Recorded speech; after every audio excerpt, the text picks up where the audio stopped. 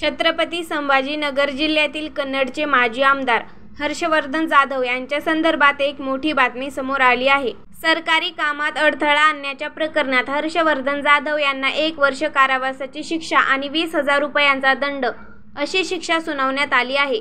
नागपूर जिल्हा व सत्र न्यायालयाने ही शिक्षा सुनावली आहे. दरम्यान तत्कालीन शिवसेनेचे माजी आमदार हर्षवर्धन जाधव हे कन्नड जिल्हा छत्रपती संभाजीनगर विधानसभेचे माजी आमदार असून भाजप नेते रावसाहेब दानवे यांचे जावई आहेत. 6 डिसेंबर 2014 रोजी शिवसेना पक्षप्रमुख उद्धव ठाकरे यांची नागपूरच्या हॉटेल प्राईडमध्ये पक्षाच्या नेत्यासोबत बैठक सुरू होती. त्या बैठकीच्या वेळेला आत जाऊन उद्धव ठाकरे यांना भेटण्याचा प्रयत्न करणाऱ्या हर्षवर्धन जाधव यांना हॉटेल प्राईडमध्ये सुरक्षा बंदोबस्तास नेमलेल्या पोलीस अधिकाऱ्यांनी थांबवले होते.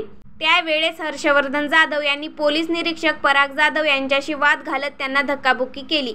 तसेच त्यांच्या कानशिलात लगावल्याचे आरोप होते.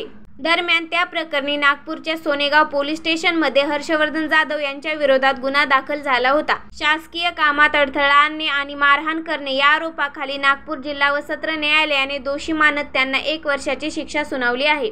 हर्षवर्धन जाधव यांना यापूर्वी देखील पोलिसांना मारहाण केल्याप्रकरणात जिल्हा न्यायालयाने 1 वर्षाची सक्त मजुरी व 10,000च्या दंडाची शिक्षा ठोठावली होती. तत्कालीन मुख्यमंत्री पृथ्वीराज चव्हाण हे 5 जानेवारी 2011 रोजी वेरूळ लेणीला भेट देण्यासाठी आणि वेरूळच्या पर्यटन केंद्रामध्ये असलेल्या शासकीय बैठकीसाठी औरंगाबादला आले होते.